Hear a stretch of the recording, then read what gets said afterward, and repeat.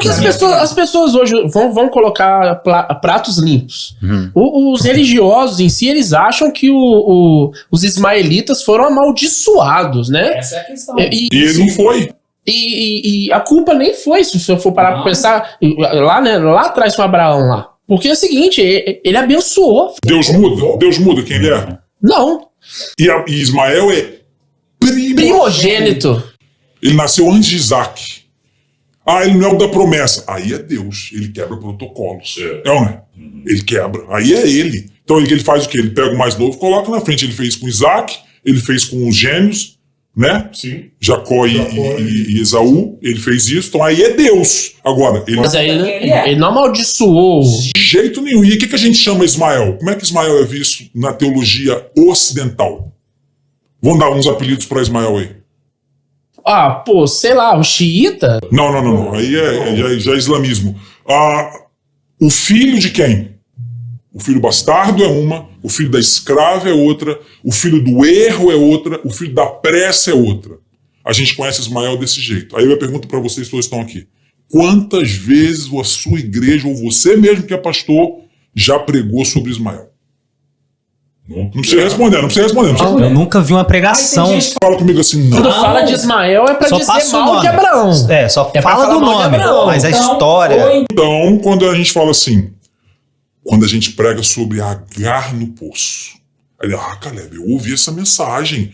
Agar estava no poço, ela chorou, Deus mostrou o poço para ela e tal, mas aí a personagem é Agar. Ismael é coadjuvante na história. Sobre o menino a gente não fala. Você acha que é o primeiro cancelamento? Eu acho. É um cancelamento? Boa palavra, eu acho. Ismael foi cancelado. E o que a Bíblia chama ele? A Bíblia chama ele diz que no final ele será como um jumento selvagem. Gênesis 12 eu acho que diz isso. Jumento selvagem pra gente é o quê? Jumento, primeiro, a gente já é o cara que empaca, é o que não vai pra frente e tudo. Só que a chave linguística ali é o selvagem. E o selvagem ali não é que ele é violento, mas é que ele é livre, ele vai viver sem adestramento. Olha a diferença. Olha a diferença. E a terra para ele é maior, porque o deserto da Arábia é maior do que a terra que Deus deu para os judeus. Só que a Bíblia fala o quê? E a mão dele será contra todos.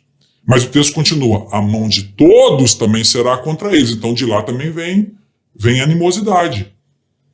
E o mais legal de tudo que a gente não se liga, que dá uma mensagem fantástica é essa. Já tô anotando aqui. E ele viverá fronteiriço aos seus irmãos. Ou seja, na terra tem lugar para ambos. A promessa é para ambos. Só que o que acontece? A instituição da igreja, o judaísmo etnocêntrico, faz com que não vão mexer com os ismaelitas.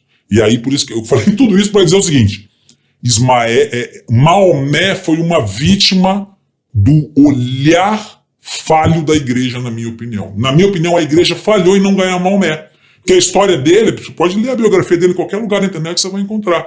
Era alguém sedento para conhecer o desconhecido.